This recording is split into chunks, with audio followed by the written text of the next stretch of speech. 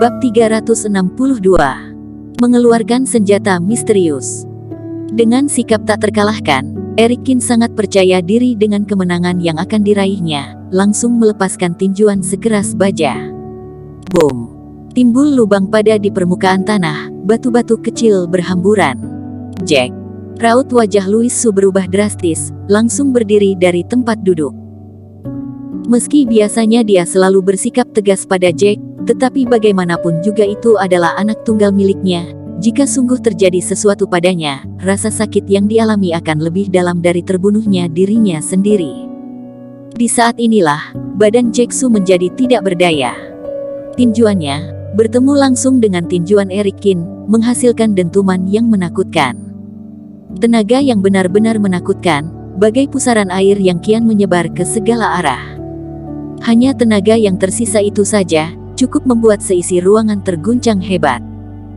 Jangan mengira hanya kamu yang memiliki teknik andalan. Jack Su menyeka noda darah pada ujung bibir, mengangkat kepala berteriak, Eric Kin, hari ini kamu harus mati. Selesai berkata, dengan kecepatan yang meningkat, dia mengayunkan tinjuan bertubi-tubi ke arah Eric.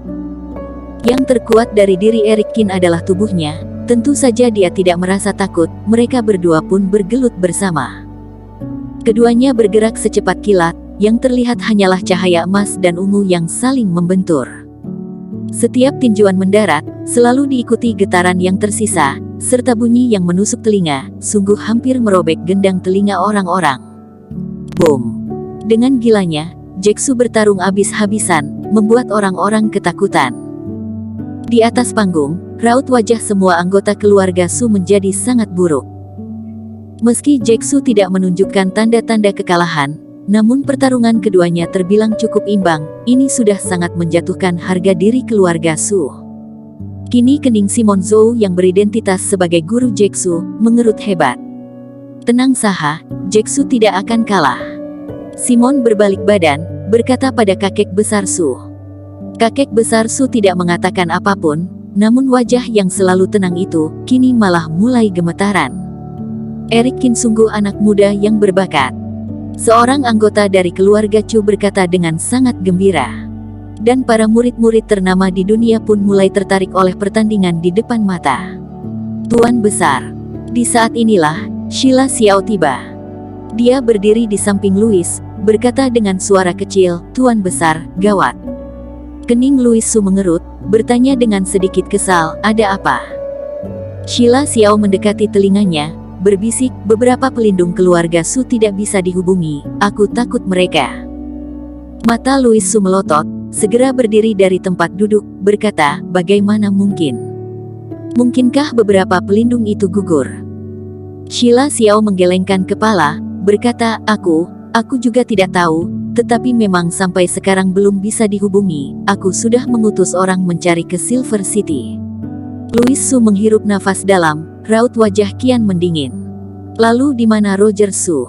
Tanya Louis Su dengan suara kecil. Sudah tiba di lokasi, 2 letnan dari keluarga Su sedang menjaganya. Jawab Sheila. Louis Su mengangguk, berkata perlahan, untung saja aku sudah menyiapkan langkah ini sejak aula. Di saat inilah, terdengar bunyi nyaring di tengah langit, setelah itu sosok tubuh berwarna ungu itu pun terjatuh dengan kecepatan tinggi. Dalam seketika, darah menciprat kemana-mana, tinjuan keras Eric Kin menyerang tubuh Jack Su secara bertubi-tubi. Boom! Jack Su dijatuhkan dari tengah langit, terbanting ke permukaan tanah dengan sangat keras. Saat ini badan mereka berdua penuh dengan darah, pakaian yang dikenakan pun telah compang camping, bahkan hampir tidak dapat dikenali lagi. Jack Su, hari ini adalah hari kematianmu, kata Eric dengan arogan, sambil menjulurkan tangan besarnya, langsung mengangkat kepala Jack Su ke tengah langit. Dengan nafas terengah-engah, Jack Su tersenyum licik, berkata, Eric, apakah kamu mengira kamu akan menang? Menurutmu? Eric Kin mengepal tangan dengan kuat, tiba-tiba meluapkan semua amarah dan kebencian dalam hati. Boom! Tinjuan itu tepat mengenai tubuh Jack Su, membuat tulang rongga dadanya patah hingga tertinggal sebuah lubang dalam.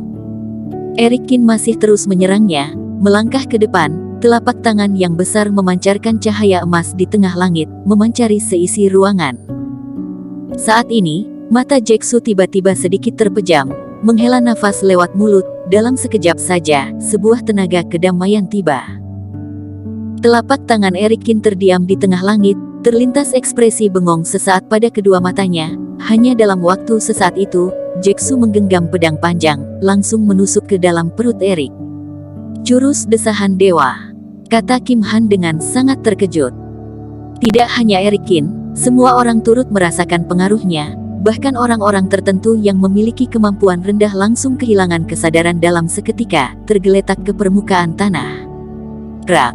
Erik Kin berteriak marah, lengan kanan mengayun ke bawah, langsung mematahkan pedang itu menjadi dua bagian. Darah segar mengalir menelusuri luka pada perutnya, tetapi semangat juang dalam diri Erik Kin malah tidak berkurang sedikit pun. "Erik, aku sudah puas bermain," kata Jae-soo dengan raut wajah yang semakin dingin. Dia mengeluarkan sebuah pil dari dalam saku dan memasukkannya ke dalam mulut. Dalam sekejap mata, semua keletihan dan kepenatan menghilang. Energi internal pun memulih secara utuh. "Sudah waktunya mengakhiri semua," kata Jae-soo dengan suara kecil. Tiba-tiba saja, muncul sebuah peta lanskap di atas kepalanya. Di saat peta lanskap muncul, sebuah hawa-hawa yang sangat tua dan usang perlahan terpancar. Pusaka keluarga Su pun dikeluarkan. Mata Teddy sedikit terpejam, berkata sambil menatap peta itu. "Cekak, bisa-bisanya mengeluarkan pusaka warisan keluarga," kata Louis Zong sambil tertawa. Meski perkataannya tidak tertuju jelas, namun makna di baliknya malah bisa dipahami semua orang. Bertanding dengan bantuan harta benda kuno peninggalan leluhur, cukup membuktikan bahwa Jae-soo telah kalah. Melihat peta lanskap di atas kepalanya, wajah Erik pun menjadi jauh lebih serius. Tenaga yang begitu kuno, membuat Erik merasa sangat tidak nyaman. Meski terpisah jarak cukup jauh, tetap saja seperti ada sebuah gunung besar dan menekan dadanya. "Erik, apakah sekarang kamu sudah mengerti?" tanya Jae-soo sambil tersenyum dingin. "Semua usahamu, sama sekali tidak ada apa-apanya di hadapan kami. Kami bisa memusnahkan semuanya dengan mudah.